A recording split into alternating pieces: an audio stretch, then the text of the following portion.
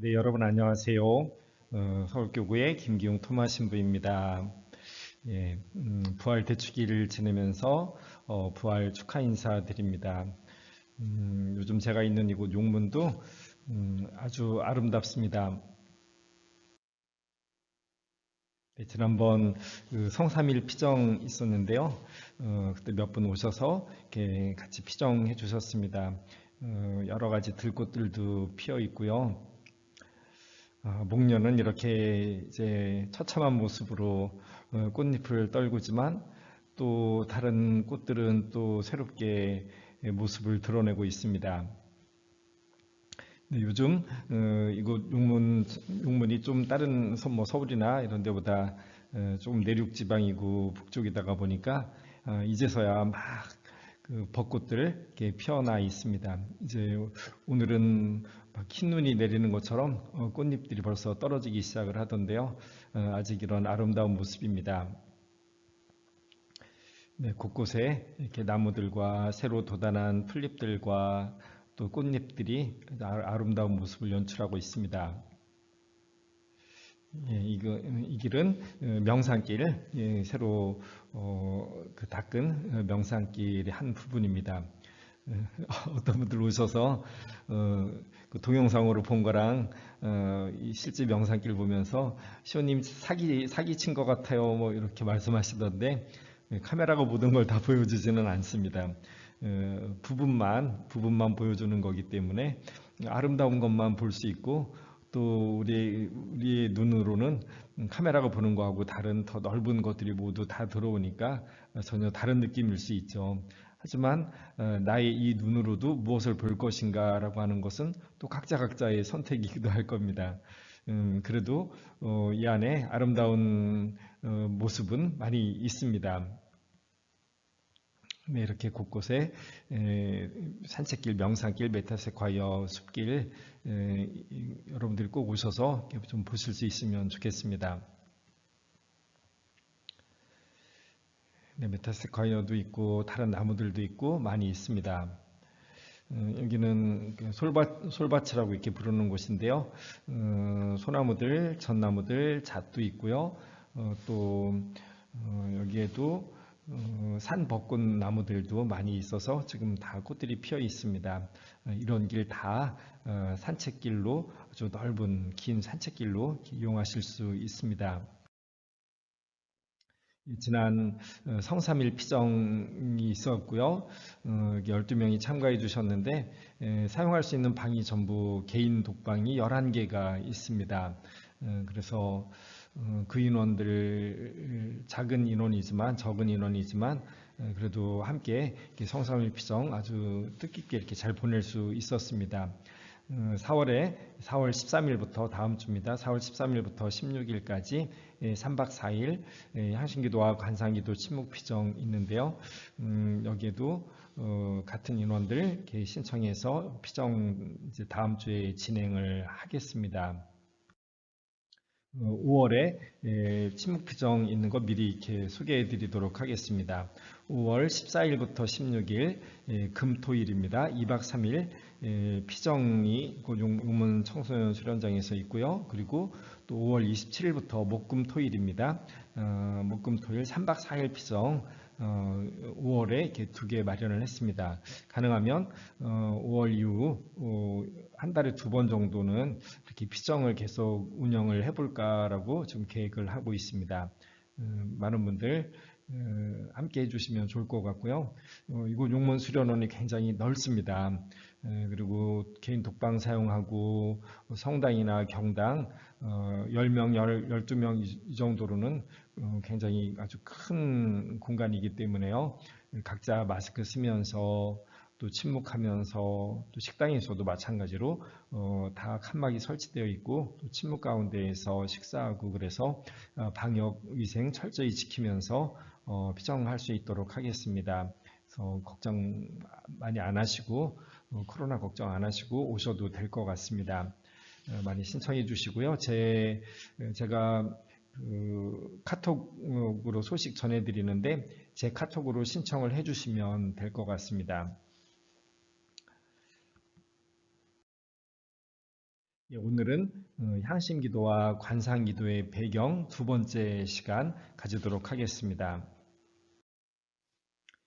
네, 지난 시간에 여러분들하고 향신기도와 관상기도의 배경 말씀드리면서 이스라엘이 가지고 있던 전통, 광야에 나아감, 이 전통이 이어져서 그 광야에 나아가서 하느님을 만나고 하느님의 말씀을 받는 것, 곧 기도와 연관된다, 하느님과 만남이다라고 하는 그런 배경에 대해서 좀 말씀을 드렸습니다. 그래서 예수님도 광야에 나아가서 기도하셨고, 그리고 그 이후에 이제 많은 사람들이 사막에 나아가서 광야죠. 똑같은 광야, 사막에 나아가서 기도하는 전통을 가지게 되었다라고 하는 그런 이야기들, 또 그것들이 이후에 어떻게 발전되는지 그런 말씀들을 이렇게 쭉 드렸습니다. 그 이야기들 계속 하도록 하겠습니다.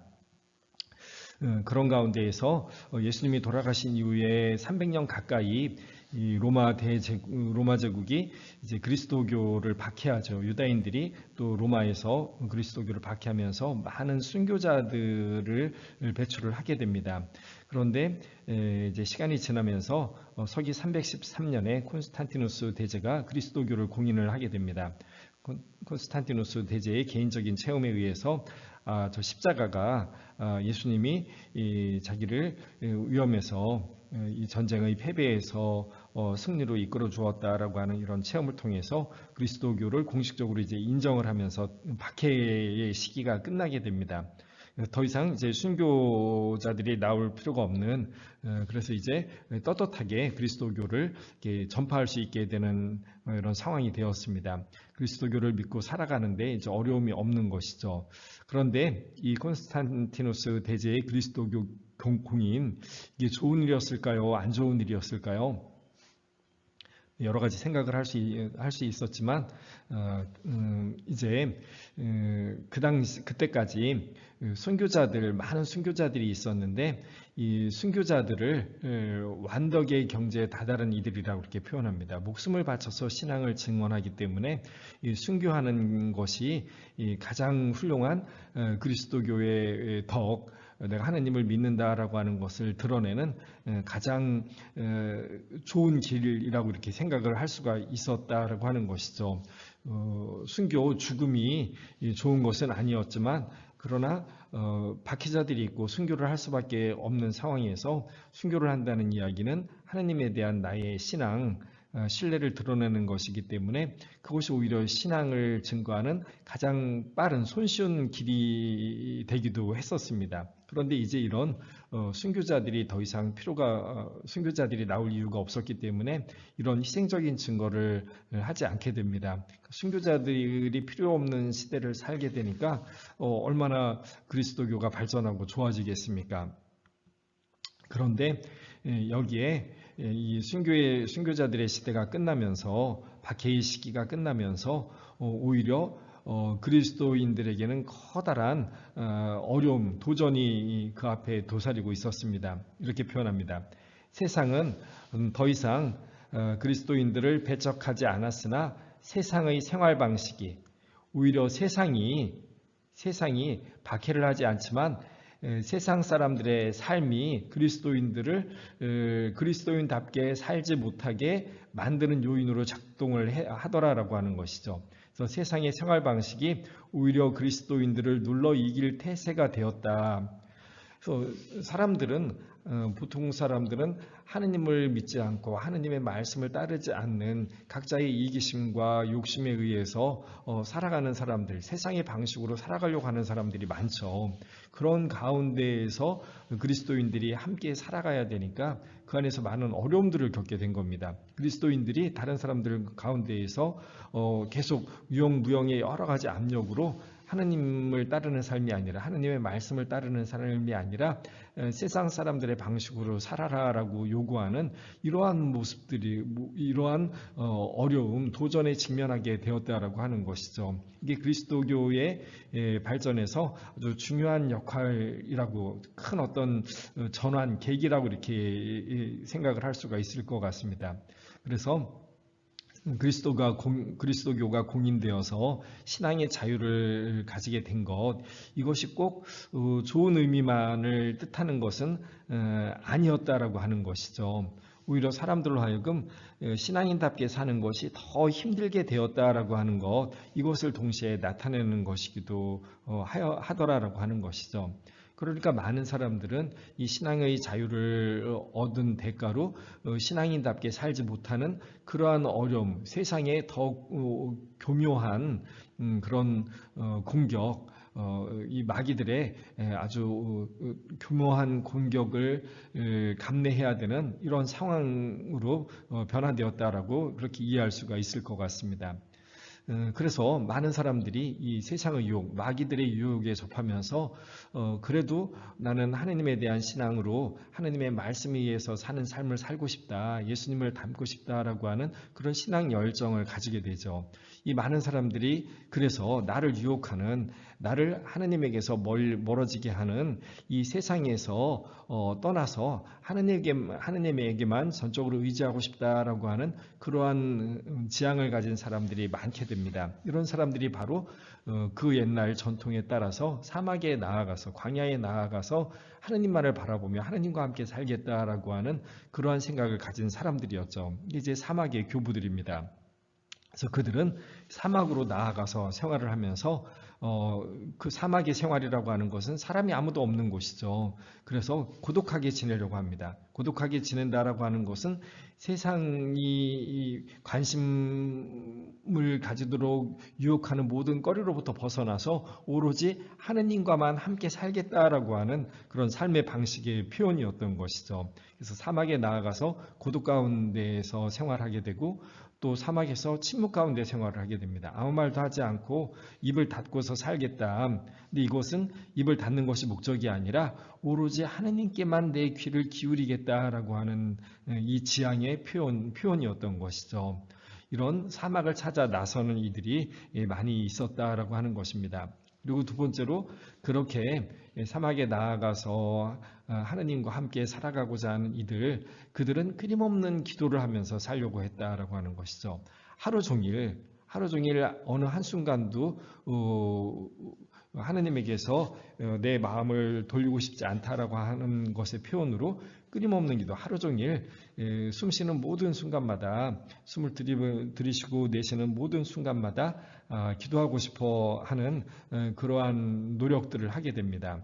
그리고 이 끊임없는 기도를 가능하게 하는 단순하고 짧은 기도들, 이제 나중에 이게 예수의 기도라고 해서 발전이 되고 뭐 그렇게 단순하고 짧은 기도, 단 한 단어만 하는 한 단어로만 바치는 뭐 그런 기도로까지 이렇게 발전을 하게 됩니다. 그러니까 기도의 방법에서 새로운 어떤 시도들, 이런 것들이 발전하게 되더라라고 하는 것이죠. 여기에서 이렇게 사막에 나아가서 광야에 나아가서 하느님과 함께 살고자 했던 이들의 마음에는, 그들의 의식에는 어떤 생각이 있었던 것인지를 한번 정리를 해보겠습니다. 사람들은 세상에서 분리되어서 세상을 떠나서 살고 싶어 합니다. 세상이 이 사람들로 하여금, 그리스도인들로 하여금 세상 사람들과 같이 살라고 자꾸 요구하니까, 그래서 하느님을 외면하고 하느님의 말씀대로 살지 못하게 그렇게 자꾸 유혹하니까 이 세상에서 떠나고 싶다라고 하는 생각을 가지게 되었던 것이죠.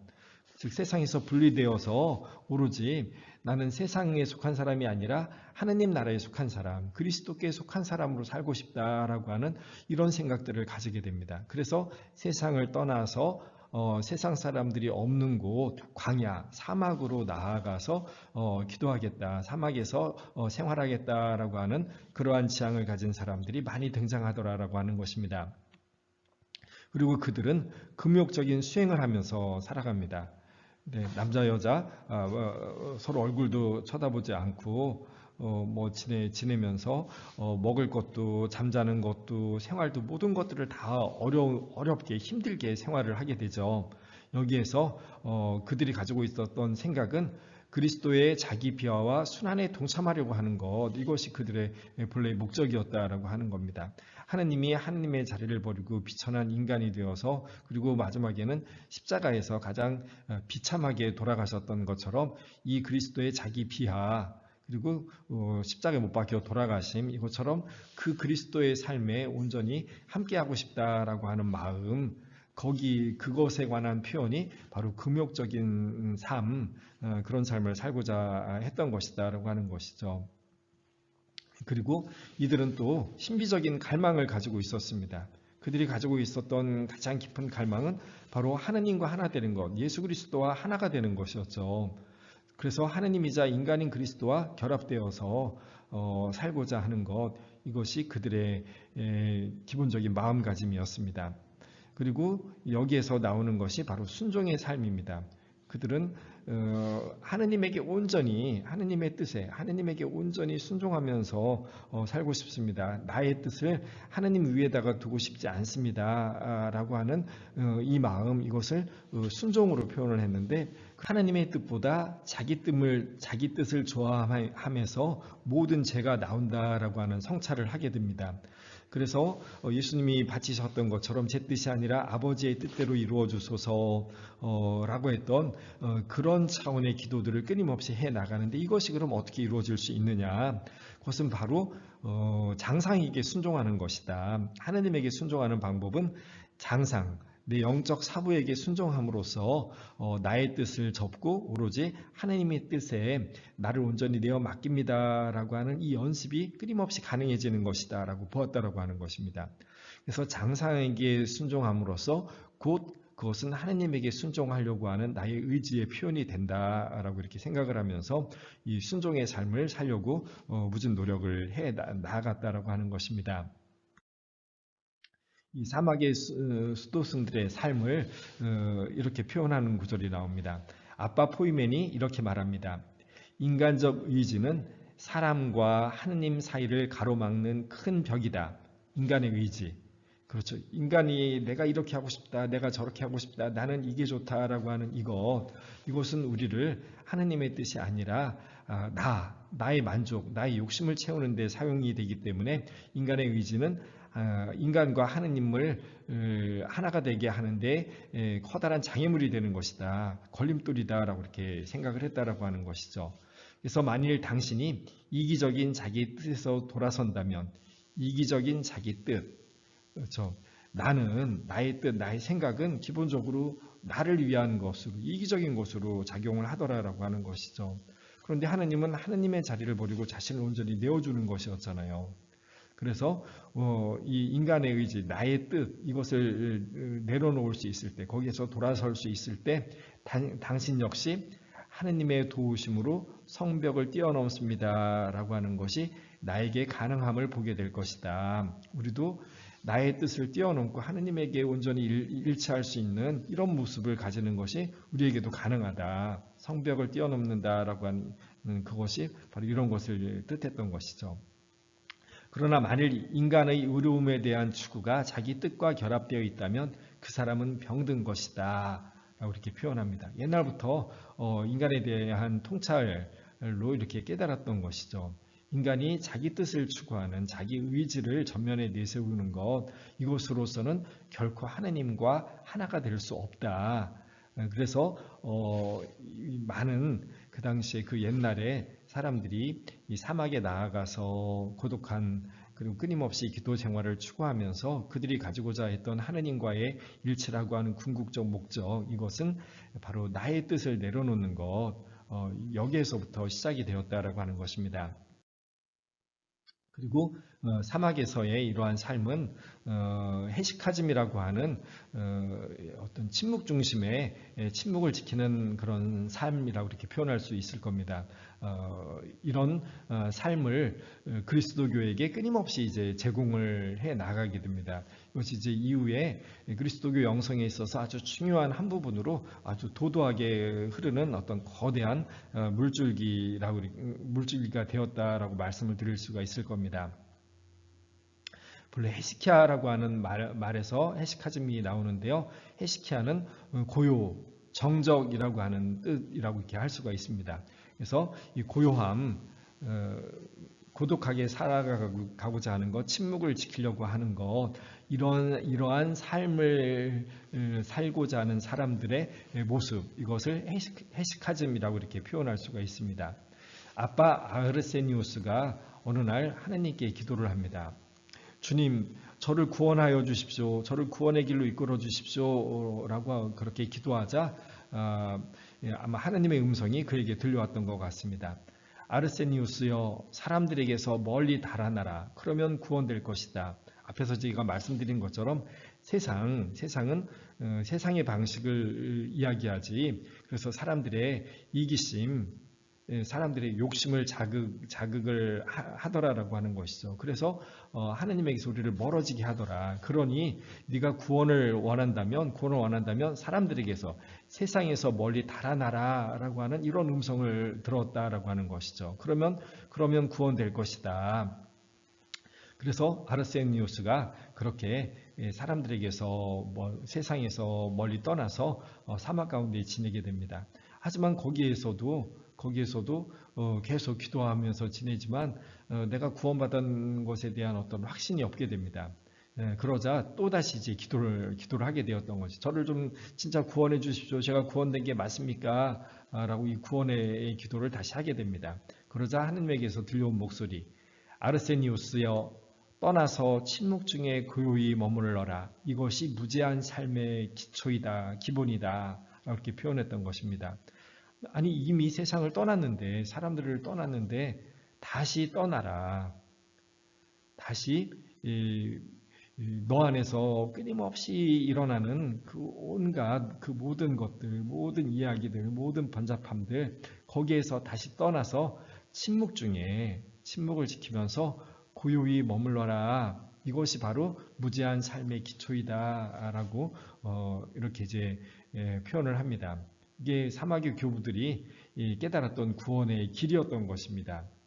세상을 떠나서 침묵 중에 고요히 머무는 것, 이러한 삶을 추구했는데 그것이 바로 헤시카즘이라고 하는 이러한 그리스도교 영성의 아주 커다란 흐름의 강물, 이런 것들을 제일 처음에 형성하게 된 어떤 배경이었다라고 하는 것입니다.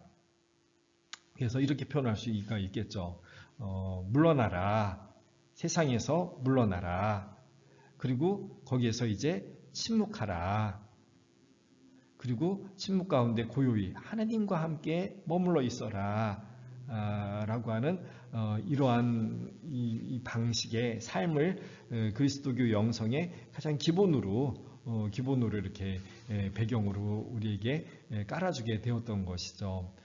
이게 처음부터 우리에게 전해져 내려왔던 어떤 영적 유산, 이것을 배경으로 해서 이후에 기도를 해 나가게 되었던 것입니다. 이제 이렇게 표현할 수가 있습니다. 헤시카즘이라고 하는 것, 그것이 발전하게 된 것은 먼저 자아포기, 나의 뜻대로 살고자 하는 것, 나의 만족을 추구하고자 하는 거기에서 즉 이 자아를 포기한다라고 하는 그런 삶을 사람들이 끊임없이 추구하게 되죠. 세상을 떠나서 그래서 이제 운동하게 되는 사막으로 나아가서 하나님과 함께 머무르고자 하는 세상의 이끌림이 아니라 하느님에게 이끌리는 삶을 살고자 하는 그러한 것을 사람들이 추구하게 되는데 그것이 헤시키야라고 하는 이것을 기본으로 삼는 그런 삶을 사는 양식으로 그들의 삶이 발전하게 되었다라고 하는 것입니다. 그리고 이 헤시키야 중심의 삶, 이것이 이후 그리스도교 영성, 기도에 있어서 가장 밑바탕이 되게 되었다라고 하는 겁니다. 그것은 침묵과 고요와 고독 속에서 고요하게 묵상하는 것, 이런 내용을 가지는 헤시카즘이라고 하는 이런 영성의 밑바탕, 이것이 형성되게 되었다라고 하는 것입니다. 여기에서 외적인 침묵, 고요, 이것뿐만이 아니라 내적인 헤시카즘이라고 하는 것도 발전을 하게 됩니다. 먼저 온갖 근심에서의 해방이 되는 것입니다. 내가 그냥 말하지 않고 침묵만 지키는 것이 아니라 온갖 여러 가지 근심 걱정을 떨쳐버리고 그런 것들을 하늘에 계신 아버지께 내어 맡겨드려라. 네가 근심하고 걱정하는 것도 너 중심의 삶이다. 내가 원하는 것, 내가 하고자 하는 것, 내가 나의 여러 가지 바람들, 그런 것들이 제대로 되지 않으니까 거기에서 여러 가지 근심들이 생기게 되는 것이죠. 그러니까 근심을 더 내려놓고 하느님께 온전히 내어 맡기는 삶을 가져라라고 하는 이러한 내적인 해식하즘, 내적인 침묵, 내적인 하느님과의 함께함, 하느님에게 온전히 의지함, 이런 것들을 이제 제시하게 되었던 것이죠. 둘째는 깨어 있음입니다. 내가 세상을 떠나서 광야에 나아가서 사막에 나아가서 있으면서 그것이 바로 하느님과 함께 있음이라고 했는데, 그런데 그 광야에서 다시 시시각각으로 살 수밖에 없죠. 생활하는 그 과정에서 순간순간 내가 하느님을 잊어버리고 살게 되더라라고 하는 것을 깨닫게 됩니다. 그래서 모든 순간 세상을 떠났지만 이 광야에서 사막에서 사는 그리고 기도하는 중에도 다시 내가 하느님의 현존을 잊어버리고 하느님을 까맣게 잊어버리고 살게 되는데, 그 매 순간순간에 내가 하느님의 현존에 함께하고 있음, 여기에 다시 돌아가라라고 하는 이런 깨어있음을 이야기하게 되었다라고 하는 것입니다. 그래서 자기 자신과 하느님 현존 앞에 온전히 깨어있는 이 영혼의 상태, 하느님의 현존 앞에 온전히 깨어있는 이 영혼의 상태를 지키려고 노력하여라. 깨어있음을 계속적으로 이야기를 하게 되었던 것입니다. 그리고 이런 것들을 흔히 마음 지킴, 또 요즘에는 마음 챙김이라고 하는 말로도 이렇게 많이 표현을 합니다. 그 말마디가 중요한 건 아니니까요. 마음 지킴, 마음 챙김, 이런 식으로도 표현할 수 있는데, 바로 내가 깨어 있음입니다. 바로 지금 현재에, 그리고 이 현재는 바로 하느님과 함께 있는 순간이기 때문에 내가 지금 이 순간에 이제 앞에의 근심하고도 이제 연관이 되는 것인데요. 과거나 미래의 것들에 대한 걱정, 그 근심은 현재에 있는 것이 아니죠. 그래서 지금 이 현순간에 머물러 있으려고 하는 것이 깨어있음의 첫 번째이고, 그리고 이것은 하느님의 현존에 함께하는 것, 여기로까지 이제 발전이 되는 것이죠. 그래서 이 깨어있음이라고 하는 것을 또 끊임없이 이야기를 하게 됩니다. 그리고 세 번째로는 은밀한 기도 수행. 내가 이렇게 근심에서 해방되어서 깨어서 과거도 아닌 미래도 아닌 오늘 오로지 지금 이 순간 하느님의 현존에 함께 있기 위한 방법으로 끊임없이 은밀한 기도를 해 나가야 된다라고 이렇게 표현을 하게 됩니다. 그 방법으로 짧은 성구가 반복되면서 영혼 속으로 스며들게 되고 이어서 자연스럽게 기도가 우러나온다라고 해서 처음에는 성경의 한 구절을 이렇게 끊임없이 반복하는 것, 이런 기도 방식들이 제일 처음에 이제 사막의 교부들 사이에서 이렇게 유행하게 되죠. 그래서 이렇게 주 예수님 제 혀에서 저를 구하소서라고 하는 이 기도문을 계속 반복을 한다던가, 저는 죄 많은 인간이오나 당신은 하느님이시니 저를 불쌍히 여기소서, 이런 기도, 주 예수 그리스도님 저에게 자비를 베풀어 주십시오라고 하는 이런 식의 기도, 이런 성구를 아니면 하느님을 부르는 하느님의 은총을 갈구하는 이런 기도들을 끊임없이 계속 반복하면서 생활하려고 하는 이런 노력들을 하게 되었다라고 하는 것입니다. 이런 해시카즘은 어떻게 기도하는 것인가? 어떻게 기도해야 합니까? 라고 누군가 묻죠. 그럴 때 교부 한 분이 이렇게 표현합니다. 쓸데없는 말을 할 필요가 없습니다. 단순히 손을 펼쳐들고 주님 당신 뜻대로 하시고 저에게 자비를 베푸소서라고 말하십시오. 그리고 만일 여러분 안에서 마음에 갈등이 생긴다면 주님 도와주십시오 라고 말하십시오. 주님께서는 우리에게 필요한 바를 아시고 자비를 베푸시기 때문이죠. 그래서 이런 식으로 기도하여라. 이 사막의 교부들이 발전시킨 이 해시카즘을 바탕으로 해서 어떻게 기도할 것인가. 말이 필요가 없다. 많은 말을 할 필요가 없다. 말을 하지 말고 그냥 너의 이런저런 이야기 하지 말고 그냥 주님 당신 뜻을 이루어 주십시오. 저에게 자비를 베풀어 주십시오. 이런 기도를 하는 것으로 충분하다.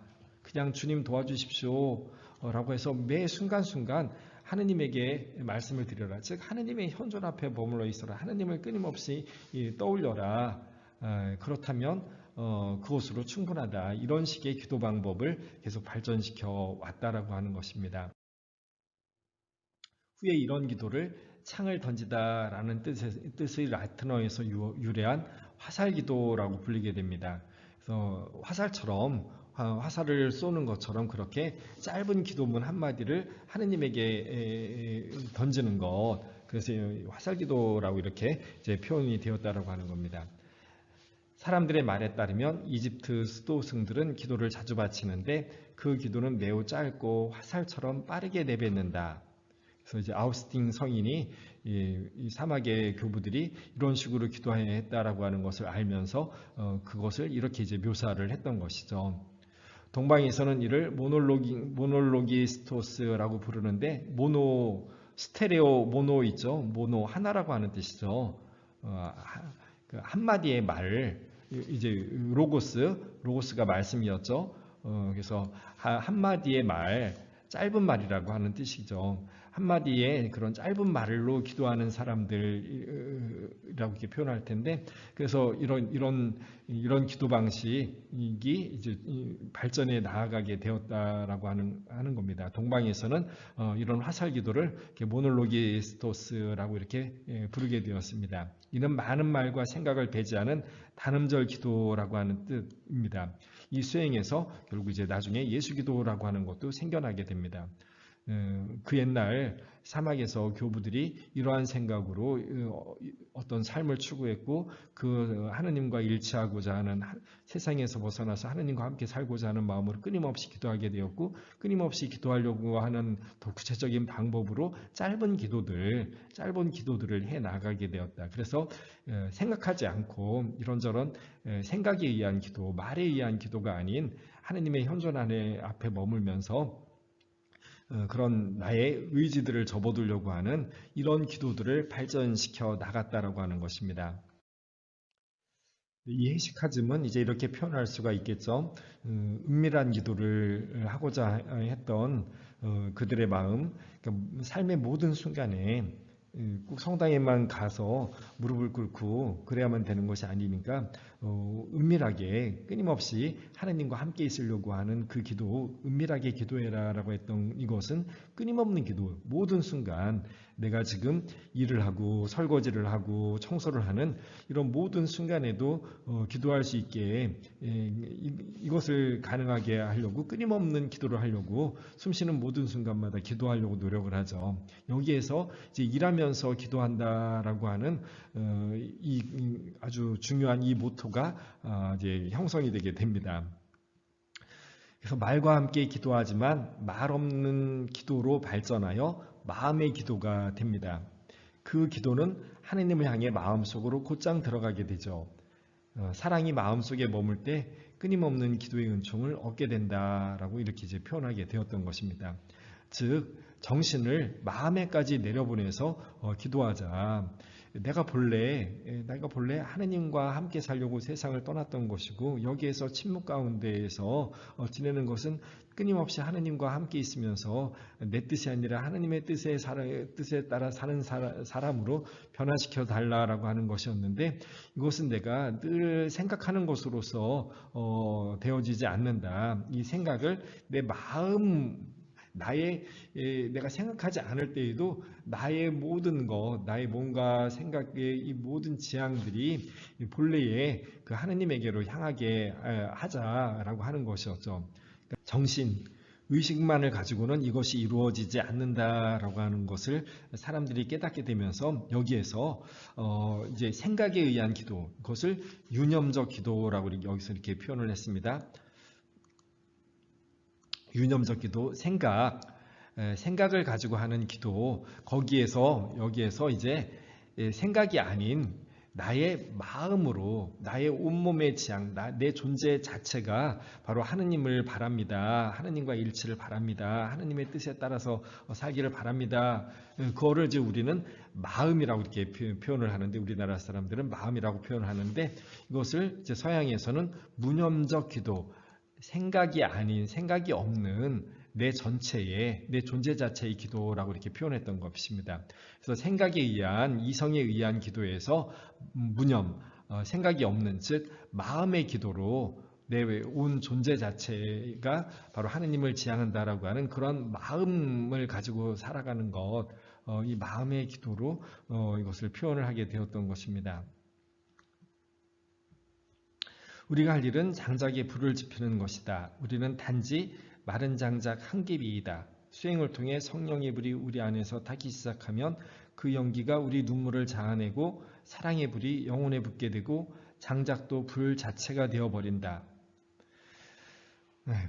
그래서 이제 이렇게 표현했던 것이죠. 우리가 무념적인 기도, 마음을 가지고 기도를 하게 되면 하느님에 의해서 우리 영혼에 불이 붙게 되고 그 불은 활활 타올라서 나를 하느님의 사랑으로 나를 변화시킬 수 있게 된다라고 하는 것이죠. 그래서 이런 무념적 기도, 우리들 마음의 기도가 우리를 하느님과 하나 되게 변형시키고 하느님과 하나 되게 일치시켜 주시고 이것을 이제 신화, 하느님이 된다라고 이렇게 표현을 했던 것입니다. 이게 이제 동방에서 아주 중요한 어떤 영성의 테마가 되고, 그래서 나중에 이제 그리스도교 전체에서 영성의 주 목표라고 이렇게 표현할 수가 있게 됩니다. 신화. 하느님, 우리 인간이 하느님이 될 수 있다. 인간은 피조물이지만 우리가 하느님에게 온전히 나를 내어 맡김으로써 하느님에 의해서 하느님으로부터 오는 그 힘에 의해서 하느님이 우리를 변화시켜 주어서 우리를 하느님과 같은 사람, 하느님의 뜻을 이루는 사람으로 우리를 변화시켜 줄 것이다 라고 이렇게 생각을 하게 되었다라고 하는 것입니다. 이 사막의 교부들 중에 아주 중요한 두 인물이 이 기도에 관한 가르침을 남겨놓은 게 있는데요. 그것만 이렇게 좀 살펴보면 좋을 것 같습니다. 한 분은 에바그리우스 폰티쿠스와 또 한 분은 요한 카시아누스인데요. 이 두 분이 기도에 대한 가르침을 우리에게 전해줍니다. 345년에서 399년까지 살았던 분이니까 4세기 중반, 4세기 후반 분들, 5세기 초 이때에 교부들이 뭐라고 기도에 관해서 말씀하시는지 이 헤시카즘의 전통에 의해서 이 기도가 어떻게 발전되어 나가는지 어떤 가르침을 우리에게 전해주고 있는지 한번 살펴보도록 하겠습니다. 에바그리우스 폰티쿠스는 순수한 기도에 대해서 이야기를 합니다. 우리가 많은 말로 기도하는데 그런 기도 말고 순수한 기도를 드릴 수 있어야 된다. 기도란 모든 개념의 억제이다. 우리가 이리저리 생각을 하고 그래서 뭔가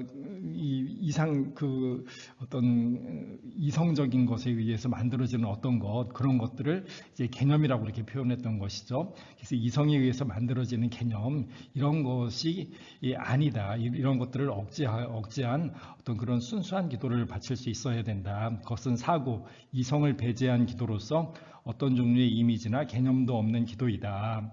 하늘에 계신 하느님의 얼굴을 배웁기를 간절히 바라되 기도할 때에는 결코 어떤 모양이나 형상을 보려고 하지 마라. 기도할 때 형상의 완전한 부재를 깨달은 마음은 행복하다. 앞에서 말씀드린 것처럼 요 사고를 배제, 이성을 배제한 기도, 그것들을 이렇게 이제 표현을 했던 것입니다. 어떤 모양이나 형상을 보려고도 하느님의 얼굴을 배웁기를 바라지도 않고 그냥 하나님의 현존에 머무는 것, 이것을 순수한 기도라고 이렇게 표현을 했습니다. 구체적으로 이렇게 봅니다. 기도는 하느님과 정신의 끊임없는 통교입니다. 하느님과 우리 인간 정신의 통교이다. 인내심을 가지고 항구히 머물러 기도하십시오. 그리고 당신을 공격하는 생각과 관심을 물리치십시오. 우리의 여러 가지 생각들, 내 편에서 하게 되는 생각들을 관심이라고 표현했고, 앞에 이 생각은 지금 말하자면 분심적인 그런 차원을 이야기하는 것이겠죠. 이런 것들을 물리치십시오. 기도를 잘하고 싶다면 매 순간 당신 자신을 부정하십시오. 내가 무엇인가를 자꾸 해내려고 하는 생각이 드는 거죠. 그래서 이런저런 생각도 드는 거고요. 그래서 나 자신, 당신 자신을 부정하십시오 라고 이렇게 표현합니다. 당신이 가르침을 받아온 대로 다음과 같이 기도하십시오. 제 뜻이 아니라 아버지의 뜻이 이루어지게 하십시오. 언제나 그분의 뜻이 이루어지도록 그분께 간청하십시오. 이렇게 표현을 하십니다. 기도를 갈망한다면 모든 것을 얻기 위해 모든 것을 포기하십시오. 이 구절은 마치 십자가의 성요한이 그 갈멜의 산길을 표현하면서 그 완덕에 다다르기 위한 그 길을 이렇게 쭉 제시할 때 그때 그 이야기하고 똑같은 이야기이죠. 이게 이미 1000년도 더 전에 이렇게 똑같은 말씀들을 이렇게 하셨던 것입니다. 기도를 갈망한다면 모든 것을 얻기 위해 모든 것을 포기하십시오. 아무것도 바라지 않는 것, 그 무엇도 원하지 않는 것, 이런 기도를, 이런 자세로 기도를 할 수 있어야 된다라고 하는 것입니다.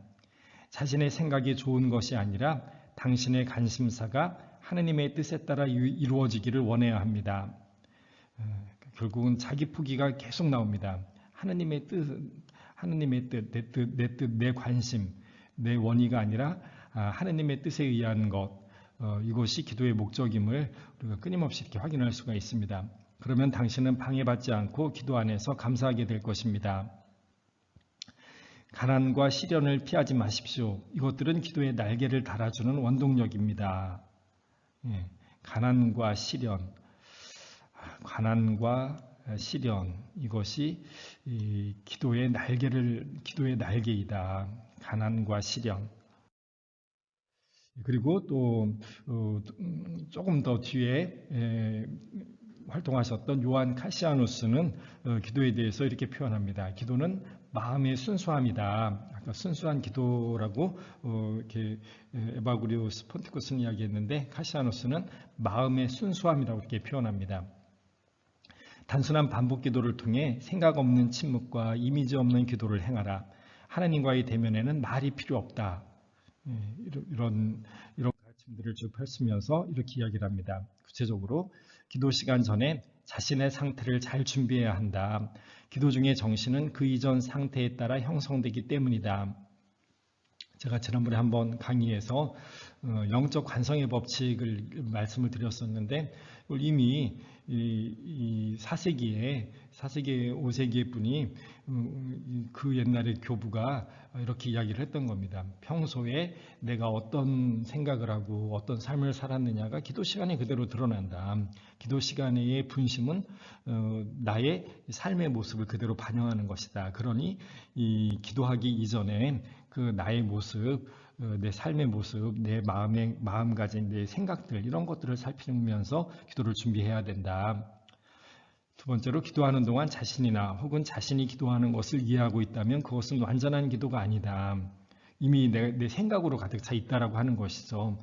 내가 지금 무엇을 하고 있는지, 내가 어떻게 하고 있는지, 내가 잘하고 있는지, 그리고 이러이러한 게 이루어졌다 이런 생각이 들었다라고 한다면 내가 해내는 것이다라고 하는 것이죠. 하나님에 의해서 내가 변화되는 것이 아니니까 이거는 완전한 기도가 아니다라고 이렇게 표현합니다. 자신만의 골방에서 기도하라. 소리가 아니라 마음을 살피시는 분께 입을 다물고 완전한 침묵으로 기도할 때 정신과 마음의 지향을 하느님께 드릴 수 있다. 그래서 아무도 보지 않는 하느님과만이 함께 있는 것, 이것을 자신의 골방이라고 이렇게 표현했던 것이죠. 공간적인 것이 아니라 결국은 우리 존재 상태를 뜻하는 단어로서 이 골방이라는 단어를 표현을 합니다. 자신의 보호자를 끊임없이 부르는 사람이라면 누구나 그분이 항상 가까이 현존하심을 확신한다. 그래서 하나님 어서 저를 구하소서, 주님 어서 저를 도우소서, 시편 구절인데요. 사마귀 교부들이 이 구절을 가지고 끊임없이 이렇게 기도하려고 노력을 했었습니다. 지금은 이 구절이 그래서 성물도 시작을 할 때 시작 기도로 늘 외우는 구절입니다.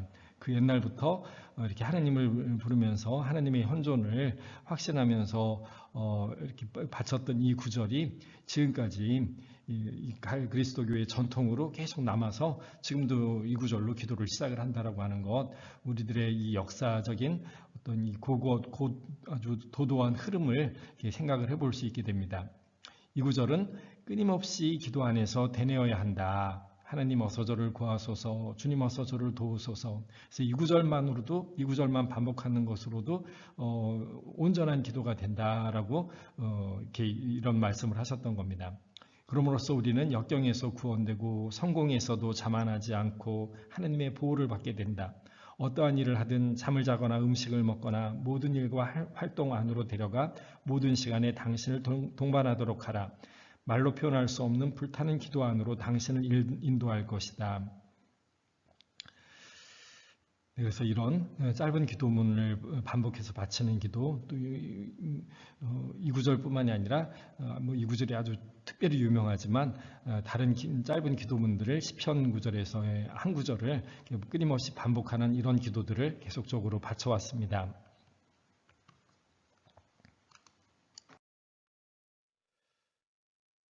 그리고 이제 신비신학이라고 하는 책이 5세기 초에 같은 시대죠. 요한 카시아누스가 활동했던 때하고 같은 때에 책 하나가 이렇게 발간이 됩니다. 신비신학이라는 책이고 그 저자가 디오니시우스라고 이렇게 나오는데 이제 나중에 찾아보니까 연구를 해보니까 디오니시우스라고 하는 그건 가짜 이름을 여기다가 이제 갖다 쓴 것이다라고 이렇게 유명한 다른 사람의 이름을 쓴 것이어서 본래 진짜 이 책의 저자는 누구인지 알려져 있지 않지만 여기에서 이런 기도의 전통에 이어지는 그런 가르침을 우리에게 들려주고 있습니다. 여기서 이렇게 표현합니다. 상상이나 논리, 사고의 범주를 넘어 끝을 알 수 없는 어둠 속에서 침묵과 무지의 구름 속에서 하느님을 만나라. 그래서 이게 이제 신비신학이 되는 거죠. 그래서 지금 이제 우리가 이야기하는 이런 관상기도들 이런 것들을 이제 신비신학, 신비기도라고 이제 이런 식으로 표현하는 것이죠. 우리의 나의 이성, 나의 논리, 나의 생각 이거를 뛰어넘는 것, 우리 편에서 무엇을 하는 것이 아니라 나는 내가 인식하기로는 아무것도 일어나는 것 같지 않지만 나는 아무것도 하지 않지만 하나님에 의해서 기도 중에 무엇인가 변화가 나를 하나님의 사랑의 불로 타오르게 하니까 그 우리 편에서는 알 수 없는 어떤 하나님의 신비한 힘이 나에게 작용한다라고 해서 이런 기도를 관상 기도를 신비신학이라고 이렇게 표현을 하게 됩니다. 신비라고 하는 말로. 그래서 이 5세기 초에 이 신비신학이라고 하는 책이 발간이 되면서 이런 관상기도가 아주 큰 맥을 형성을 할 수 있게 되었던 거죠. 이렇게 표현합니다. 위대한 바오로 사도는 하느님의 사랑으로 환희에 사로잡히고 그 무화경의 힘에 이끌려 영감에 찬말을 했다. 이제는 내가 사는 것이 아니라 그리스도가 내 안에서 사시는 것입니다. 진정으로 사랑하는 사람은 자기 자신을 잃어버리고 하느님께 빠져들게 되므로 그는 자기 자신의 삶이 아니라 그가 갈망하는 삶, 곧 그가 사랑하고 있는 사람의 삶을 살게 되는 것이다. 우리가 나 자신을 잃어버리고 오로지 하느님에게 나를 내어 맡길 때 그분에 의한 하느님에 의한 삶을 살 수 있을 것이다. 이것이 관상기도, 신비기도, 그래서 신비신학이다라고 이렇게 표현을 했던 겁니다. 그런데 이런 사막에 이렇게 많은 사람들이 찾아갔었는데 이것이 이제 시간이 지나면서는 조금 이제 다른 형태를 가지게 됩니다. 이 사막 안에서도 수도원이 생기게 되고 또 그러다가 나중에는 이제 사막을 더 이상 가지 않고 사람들이 살고 있는 곳에 가까운 곳에 수도원을 높은 담장을 짓고 수도원에서 사람들이 모여서 이렇게 똑같이 기도하는 이런 모습을 가지게 되는데요. 이때 이제 봉쇄 수도원이 생기기 시작합니다. 5세기부터 이탈리아에 많은 수도원이 생기게 되는데 이집트 사막까지 가지 않고 이탈리아 안에서 산에 가서 산의 높은 바위에 아주 사람들이 찾아오기 힘든 그런 곳에 조그마한 수도원을 짓고 동굴 속에서 기도하고 하는 이런 모습들이 생기게 되는데 바로 이집트의 사막이 아니어도 그곳에 자기들이 살고 있는 그곳에서 세상을 떠나 하느님만을 추구한다라고 하는 이런 새로운 사막이 존재하는데 그것을 수도원이라고 이렇게 표현할 수 있다라고 하는 것입니다. 그리고 또 이 수도원은 여러 사람들이 함께 살아나가야 되니까 그 안에서 또 다른 삶, 다른 수도자들과 함께하는 삶. 그래서 그 안에서 같이 또 먹고 살아야 되고 일을 해야 되고 하다 보니까 이 수도원 안에서 다시 하느님을 잊어버리게 되는 경우들이 많더라. 그래서 수도원 안에서 다시 또 독방에서 홀로 지내는 이런 모습을 또 추구하게 됩니다. 바로 이 독방이 이 수도원 안에서 또 다른 새로운 사막으로 그렇게 작용을 할 수가 있었던 것이죠. 그리고 그 독방 안에서 생활하면서도 또 기도 때에 이제 관상기도 아무것도 하지 않고 오로지 하느님의 현존에 머무는 관상기도를 하는 것, 이것이 수도원 안에서 독방에서 또 다른 사막으로 나아감으로 그렇게 이해를 했던 것입니다. 관상기도란 바로 그 사막에 가서 하느님과만 대면하고 하느님에게 나를 온전히 내가 맡기면서 기다리는 시간이다 라고 하는 그 사막에 나가 있는 시간이다 라고 하는 그런 이해들을 가지게 되었던 것이죠. 그러면서 관상기도가 이제 발전을 해 나가게 되었던 겁니다. 그리고 이제 사막의 교부들이 끊임없이 이 성경을 가지고 기도했던 전통이 수도원 안에서는 렉시오 디비나라고 하는 것으로서 또 발전을 해 나가게 됩니다. 나중에 다음번에는 이 렉시오 디비나에 대한 이해를 통해서 또 어떻게 이 향신기도와 관상기도가 발전해 왔는지 그것을 살펴보는 시간을 이어서 가지도록 하겠습니다. 나중에 이 헤시카즘은 그 이후에 이제 그리스를 중심으로 더 이렇게 많이 발전하게 되는데요. 9세기경부터는 초기 은수자들이 이제 그 예전에는 사막을 찾아갔지만 이제는 가까운 산, 그러니까 이탈리아 사람들이 그랬던 것처럼 이제 그리스, 그러니까 이제 동방교회 사람들도 산에 가서 산속의 동굴에 들어가서 산속의 높은 곳에 수도원을 짓고 생활을 하면서 기도하면서 생활을 하게 되는데 그게 또 다른 사막으로 이렇게 발전을 해 나간다고 할 수 있겠죠. 그래서 특별히 이 그리스 동방교회에서의 이러한 삶을, 이러한 기도 수도자적인 이러한 삶을 헤시카즘이라고 이렇게 많이 표현을 합니다. 사막 교부들의 전통을 가능한 한 고스란히 이렇게 간직하고 있었던 그런 수도자적 전통이라고 이렇게 생각을 하시면 될 것 같습니다. 이 그리스 동방교회에서는 특별히 예수의 호칭을 호흡의 리듬과 연결하는 데 집중해서 숨을 들어마시고 내쉬면서 예수님의 이름을 부르거나 성경의 구절을 이렇게 외우는 이런 것들이 이제 이런 것에 집중을 하게 됩니다. 그래서 중세 헤시카즘이 그리스 아토스의 은수처와 수도원들에 확산되게 됩니다. 그리고 이런 동방교회에서의 헤시카즘에서는 이렇게 표현할 수가 있습니다.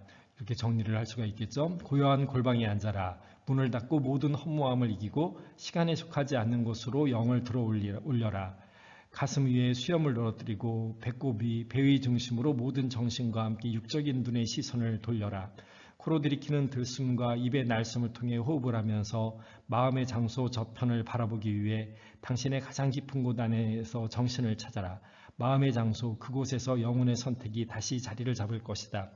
여러분이 한 번 더 한참 읽어보시기 바랍니다. 이것이 사막의 교부들에서부터 시작을 해서 순수한 기도나 마음의 기도라고 그렇게 표현했던 이런 그리스도교 안에서의 전통적인 기도, 그러니까 마음의 기도, 관상기도 이런 이제 흐름을 이 그리스 헤시카즘에서는 기도 방법으로 이런 식으로 이렇게 표현을 했던 것입니다. 이러한 배경 하에, 이러한 어떤 역사적인 흐름 하에서 지금 우리가 하는 향심기도나 관상기도 이런 가르침이 같은 배경, 같은 가르침, 같은 모양으로 지금 우리에게까지 전해져 내려오고 있는 것이다라고 하는 것을 우리가 이렇게 확인해 볼 수가 있습니다. 초기에 당신은 어두움과 이해할 수 없는 거리감을 발견할 것이다. 그러나 당신이 인내하여 이 훈련을 낮이나 밤이나 계속한다면 기적을 만날 것이다. 끝이 없는 행복을. 영이 마음의 공간을 발견할 때 처음에 알지 못했던 것들을 볼 것이다. 마음의 중심에 존재하는 숨과 빛나는 것들을 볼 것이다. 하느님의 도움으로 휴식을 배울 것이고 정신의 보호 안에서 마음에 예수님을 모시면서 당신을 훈련할 것이다. 골방에 앉아라. 이것이 당신에게 모든 것을 가르칠 것이다. 네, 이런 가르침이 그 옛날부터 지금 오늘 우리에게까지 그대로 전해져서 우리도 같은 차원의 그런 기도를 하고 있다라고 하는 것을 이렇게 알아들을 수 있습니다.